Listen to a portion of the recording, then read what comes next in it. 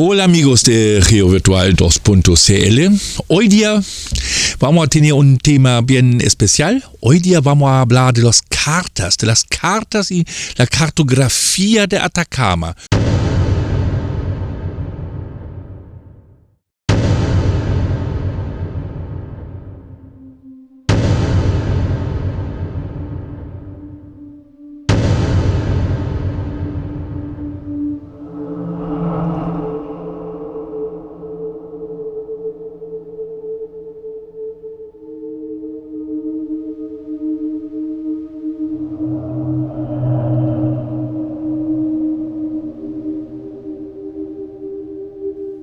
Como inició, digamos, el reconocimiento aquí de la región Atacama, del desierto Atacama. Y como todos sabemos, cartas topográficas, cartas son la mejor forma para reconocer, para entender una región, un sector, un país. Y eso vamos a ver aquí en Atacama, porque claro, Atacama es un sitio especial en la tierra, es uno de los últimos, o era uno de los últimos sectores, digamos, blancas, sin información aquí, ¿no?, en la tierra, y eso vamos a ver hoy.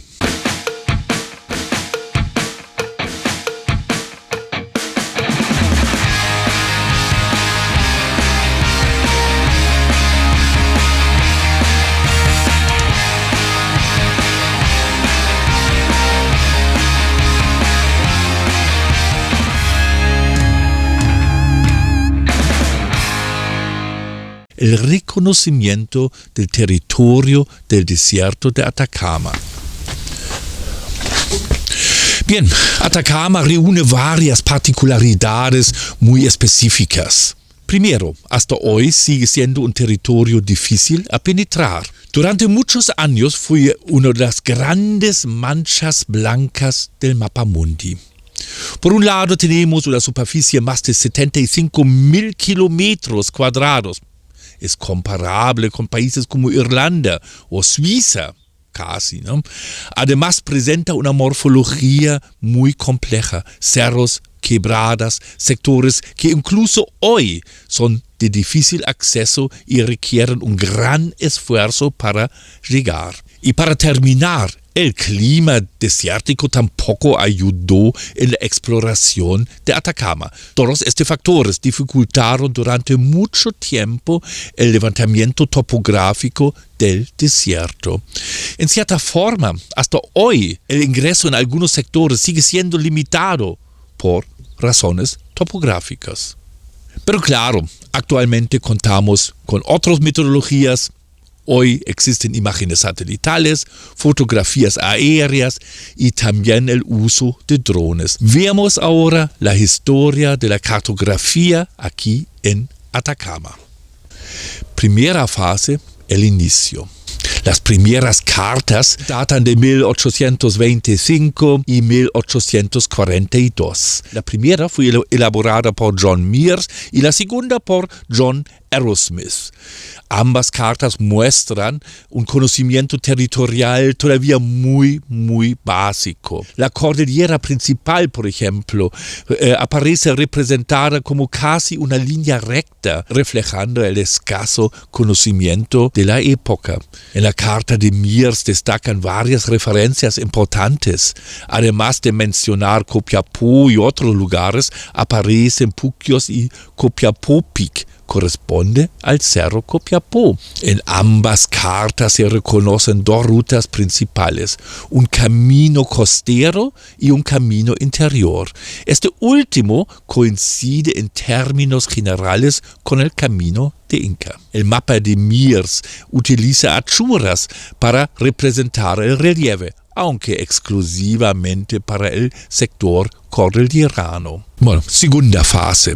La segunda etapa del reconocimiento territorial comienza alrededor de 1854 y incluye las obras de Claudio Gay en 1854, James Melville Gillis en 1855 y Rudolfo Amandos Filippi en 1860. Estas cartas, por supuesto, muestran una mayor densidad de información. Son mapas con achuras donde ya se aprecia mejor la morfología del territorio. Sin embargo, todavía presentan fuertes distorsiones angulares y de la distancia. Aún así, representan un avance significativo en el reconocimiento de Atacama. Todo este proceso comienza con la obra de Claudio Gay. El mapa de Gay abarca el sector entre Chañaral y La Serena. La morfología aparece representada de manera muy básica, mediante achuras. Al norte de Copiapó solo se mencionan localidades costeras. Desde Copiapó hacia el sur aumentan considerablemente las denominaciones geográficas, especialmente hacia el Cerro Copiapó y remontando el valle del río Copiapó hasta río Cachito, río Pulido y río Turbio. Eso sí sugiere que los trayectos internacionales ya eran relativamente conocidos desde el punto de vista topográfico. La otra particularidad es el uso del nombre San Francisco de la Selva, denominación oficial de Copiapó en aquella época. La infraestructura representada es todavía muy limitada. Solo se grafica un camino entre Puerto Copiapó, hoy Puerto Viejo, y Copiapó, además de las rutas hacia Freirina y La Serena.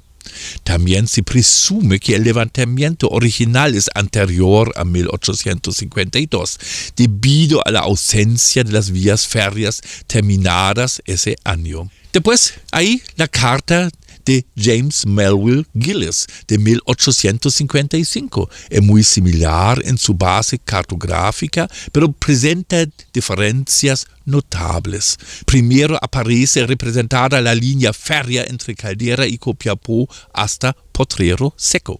Además, el norte de Copiapó ya muestra un conocimiento más detallado. Figuran 3 puntas, Puquios, Chañaral Alto, Salado y Pueblo Hundido. La cordillera principal, sin embargo, todavía aparece casi como una línea recta, con orientación norte-sur, sin representar grandes variaciones morfológicas. También se incorpora el eje Puquio-San Andrés hacia Argentina. Otro aspecto interesante es la inclusión de comentarios sobre antiguos trayectos entre Chañaral Alto, Yuncal y Cachinal, Peine y San Pedro de Atacama. En el sur de la región, cerca de Vallenar, aparecen representadas las minas Agua Amarga, las tunas y camarones. En 1860, Filippi publica su carta con un enfoque claramente orientado a su expedición al desierto de Atacama. Su precisión es notable, especialmente en las cercanías de la ruta recorrida por la expedición.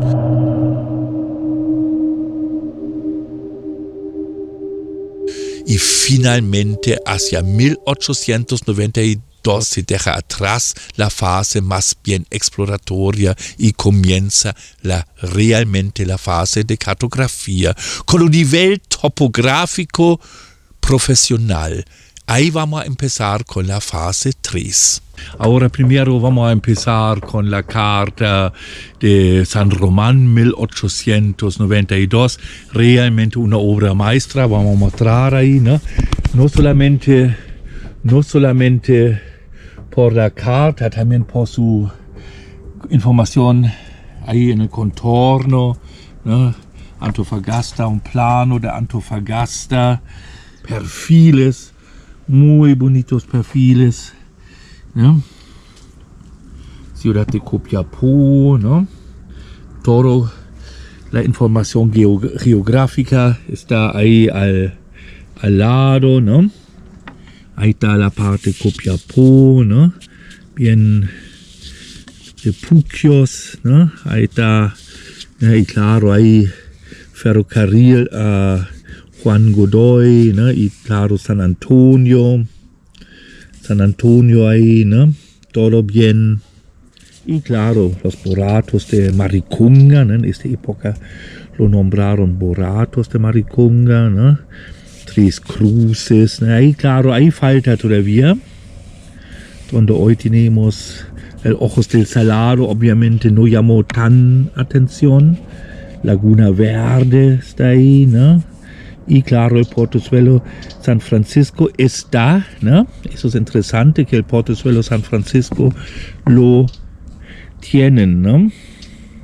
Justamente la tercera fase comienza con 1892, un milestone en la cartografía. En 1892 comienza la tercera fase de la cartografía en Atacama. Ahora los cerros, quebradas, vegas empiezan a ser bautizados oficialmente.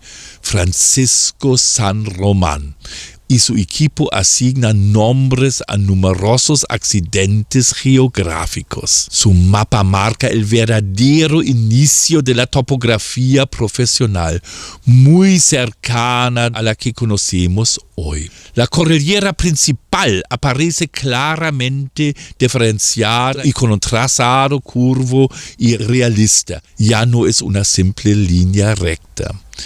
Es la primera carta basada en un levantamiento topográfico exhaustivo, metodológico y realizado con instrumentos profesionales.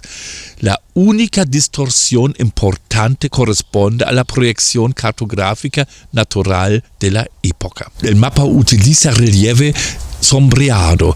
La morfología representa mediante distintas tonalidades, dando una imagen mucho más real del territorio. El mapa de San Román representa un antes y un después. Sin embargo, todavía quedaba mucho trabajo pendiente. Aún faltan las cotas, las alturas sistemáticas y las curvas de nivel. Para eso habría que esperar varias décadas más, aunque en esta época ya conocían muy estimativamente algunas alturas, por si acaso. Si revisamos el mapa en detalle, por ejemplo, cerca de Carrizal Alto, se aprecia la enorme calidad de la obra. Lo mismo ocurre en el sector Copiapó o en la cordillera principal hacia Pircas Negras. Bien, después de San Román, claro, Luis Rizo Patrón tomó liderazgo en la cartografía aquí en Atacama y ahí tenemos su carta de 1905. Parece una carta preliminar de sus obras después, ¿no? Que son realmente persistentes, digamos, o válido hasta los años 40, 50, después 1940, 1950, pero eso sí es una obra que llegó un poco más temprano, ¿no? Ahí dice la leyenda 1905 y ahí ya también tenemos al fondo todo avance, ¿no? Mucho avance, ¿no? Ahí lamentablemente anda hasta sur de Copiapó nomás, San Antonio, pero se ve muy bien ahí San Antonio, Copiapó, ¿no? Y Caldera, por supuesto, ¿no? Y claro, todavía el Puquios está activo, ¿no? Los pocos donde está ya proyectada la línea internacional, ¿no? Por Paso San Francisco, ¿no? Había otro trayecto, acá se ve por Peña Negra o Pircas Negras, acá, ¿no? Y la frontera, según la idea de esta época. Pero ya definido principalmente como Rizo Patrón era, claro, oficina de límites. Basándose en los trabajos de San Román, Luis Rizo Patrón y su equipo publican varias cartas de excelente calidad. Ahora sí aparecen alturas de los cerros, de otros puntos interesantes. Todas estas obras fueron publicadas por la Oficina de Mensura de Tierras. La primera gran obra corresponde a 1905 con el título Mapa Geográfico de la puna de Atacama en la escala 1 a 1 millón. Se mejoró especialmente la información sobre la infraestructura, caminos, salitreras y tipos de minas. Además se incorporó vegetación representada en color verde. El trazado de los límites internacionales con Argentina ya se parece bastante actual. Bueno, eso era también la idea de esta obra al fondo. La edición de 1905 llama la atención la enorme cantidad de líneas férreas proyectadas. Muchas de ellas nunca llegaron a construirse. Lamentablemente, esta versión de la carta abarca desde Calama por el norte hacia San Antonio al sur de Copiapó. Veamos algunos ejemplos. Aquí ya aparece Entre Ríos, por ejemplo, incluso con la línea férrea proyectada, por si acaso. Unos 5 años más tarde, en 1910, la misma oficina, bajo la dirección de Luis Rizo Patrón, publicó versiones todavía más perfeccionadas. Se trataba de cartas con un diseño claramente profesional y muy cercano a los estándares actuales. Destacan especialmente la hoja Vallenar Copiapó y la carta de las salitreras que cubría el territorio entre Iquique y Copiapó. Estas cartas sobresalen por la enorme cantidad de información territorial. Aumentó considerablemente el número de nombres de cerros, pueblos, vegas, pozos, manantiales y lugares en general. También incorporan una gran cantidad de puntos de referencia con altitudes. Finalmente, estas cartas se mantuvieron como estándar cartográfico hasta las décadas de 1940 y 1950. Veamos algunos ejemplos.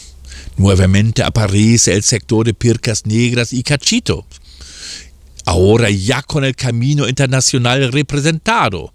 En esa época era la principal conexión entre Argentina y Atacama. Aquí también se puede mencionar un detalle interesante. El Nevado Tres Cruces fue indicado con una altura de 6.620 metros. Hoy, con métodos modernos, las cartas actuales asignan 6.748 metros. El error, considerando las condiciones extremas del terreno y de la época, en realidad no era tan grande. En este momento hay que destacar y revisar la cooperación con la American Geographical Society de Nueva York. A partir de 1927 se publicaron cartas topográficas de Atacama con alta calidad. La hoja Atacama y la hoja San Juan representan la actual región de Atacama.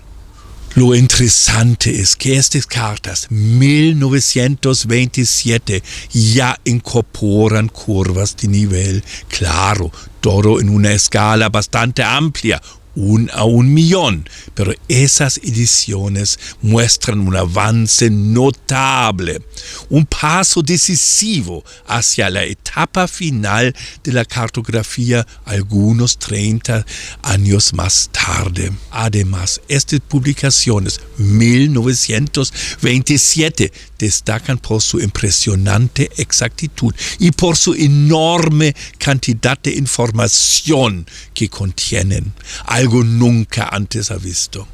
También representan de manera muy clara la transición que vivía Chile durante los años 20. Todavía aparece con fuerza la infraestructura relacionada al salitre y cobre, las líneas férreas del salitre, por ejemplo, la infraestructura vinculada al salitre y al cobre, y las líneas férreas y los caminos heredados de la época de plata. Pero ya, al mismo tiempo, se hace visible una infraestructura más moderna, una infraestructura hacia la cordillera, las primeras carreteras y los accesos a la nueva gran minería. Bien, aquí ya estamos llegando a la última fase de la cartografía en Atacama, la cuarta fase. Fase número 4. En 1952, el Instituto Geográfico Militar comienza a publicar cartas con curvas de nivel. Más adelante, hacia 1961, las cartas a escala unas 50.000 y unas 100.000 ya aparecen de forma estandarizada y completamente basadas en curvas de nivel. A partir de 1954, la metodología cartográfica cambia considerablemente. Con la disponibilidad de fotografías aéreas normadas y estereográficas, se hizo mucho más fácil obtener una visión tridimensional del territorio. Eso permitió generar curvas de nivel y cotas de altitud con mucha mayor precisión en prácticamente todo territorio chileno.